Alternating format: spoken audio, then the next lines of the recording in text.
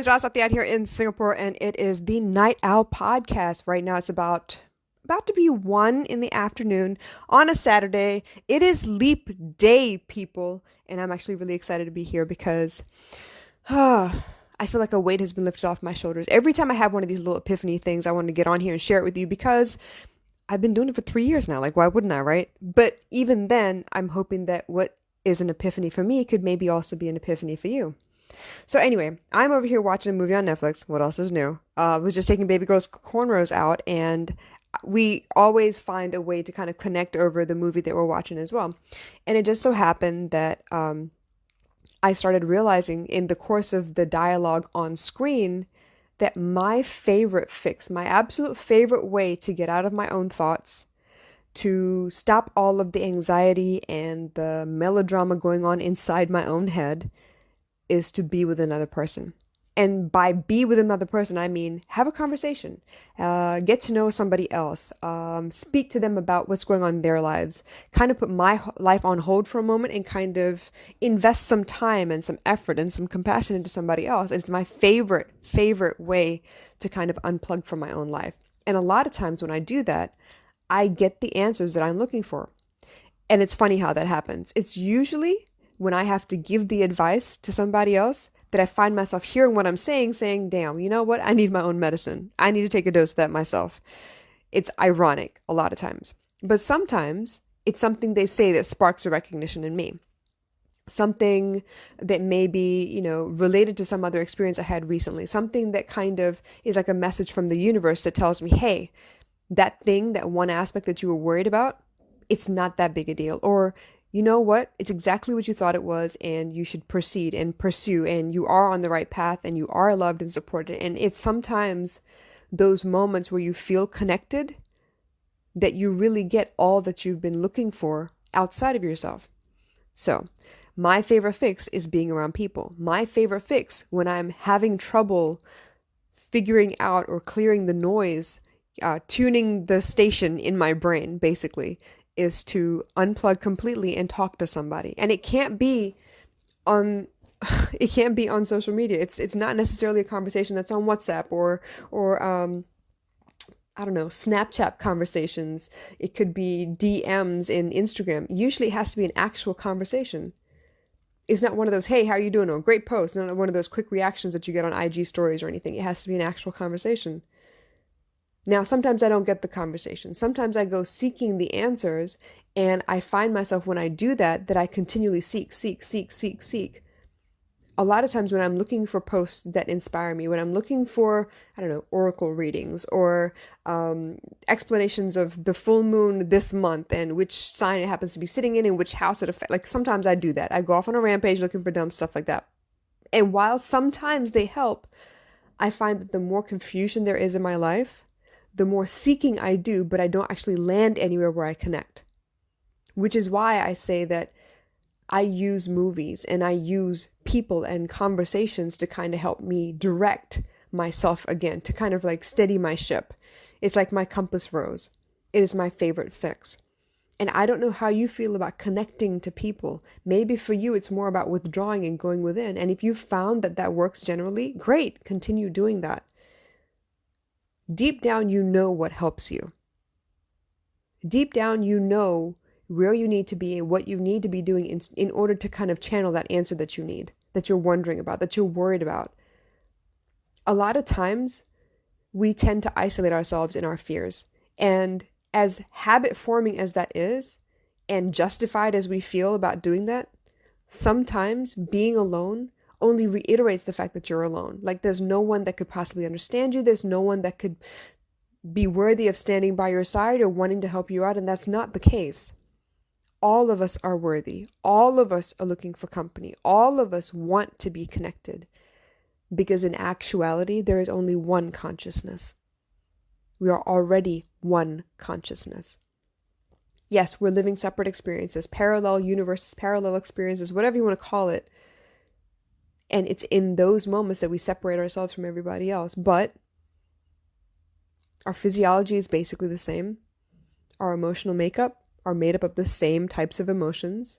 The triggers are different, but the emotions are the same. Every one of us feels anxiety, jealousy, pride, lust, what else? Greed, anger, hatred, all those heavy feelings. But we also feel love and connection and intimacy and joy.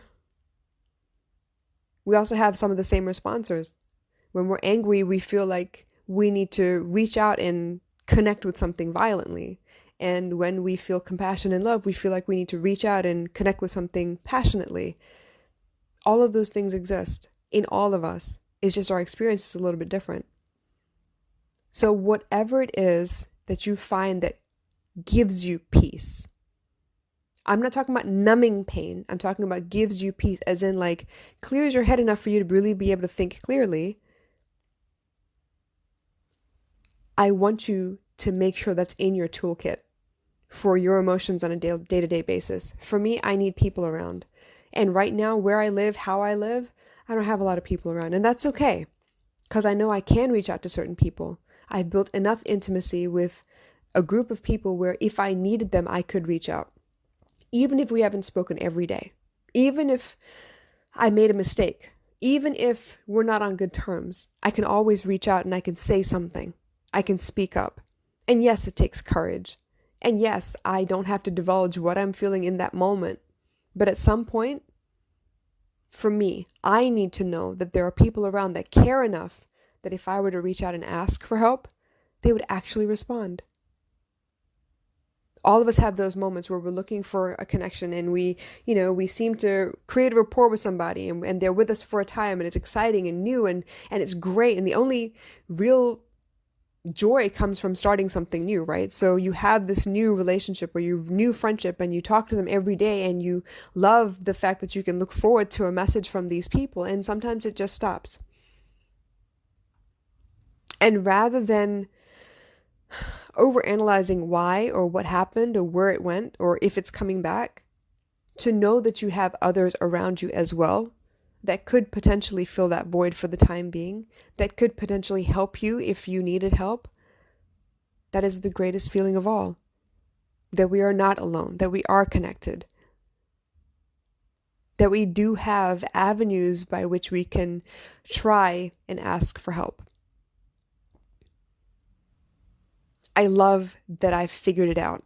It took me a long while. I wasn't sure if it would work ever because so many times I've reached out and people have not reached back, or they've ignored me, or they've left me behind. My experience has taught me that people are more likely to leave than they are to stand by my side. But I've discovered that if I can be resilient and I can continue asking people, I will find experiences that will disprove all of those emotions and all of that history, so I can learn to trust the universe again and trust the world around me again.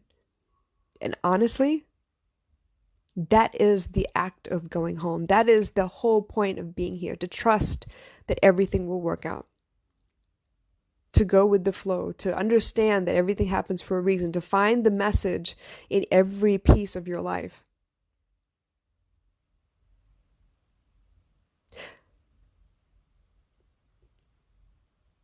I don't know how to explain what I know. I know how to show you. I know how to speak to you once we actually start a conversation. But sometimes when I speak on my own into this mic, it's like, I have this idea. I want to put it down on paper. I can't put it down on paper. I want to say it out loud because I think it would mean so much more with these vocal tones and this choice of word. And even then, I'm not sure if I reach you or not. But I'm not going to stop trying. I'm not going to stop telling you what it is that I feel and what it is that I've discovered for myself, because I'm hoping that if I could have discovered it for myself, and if someone would have told me a little bit earlier, maybe I could have sidestepped some heartache. Maybe I didn't have to learn the hard way. I've had people tell me that this podcast is very samey, like every episode sounds the same. Yeah, of course, it's my damn voice on my own. And I chose to do it this way because I don't want to depend on a third party, or a second party for that matter. I don't want to depend on having a guest on the show for you to want to come listen to me. I don't want to depend on having to find the right person with the right message to be able to, deliver it to the world. I have plenty of messages. I channel well on my own. So I'm coming to you as myself with this crazy voice of mine and all of these thoughts, hoping that somewhere out there, if you've been looking for an answer, that I find you at that right moment and I deliver to you what you needed. If I know my favorite fix is other people, I'm hoping that I can be someone's favorite fix too. That the fact that I can explain it to you in a way that you might really resonate, that you might really relate to the ideas that I'm trying to explain to you, might help you get through one more day. Because I know I've needed that so many times in my life. A familiar voice, a necessary anecdote, just to get through the day.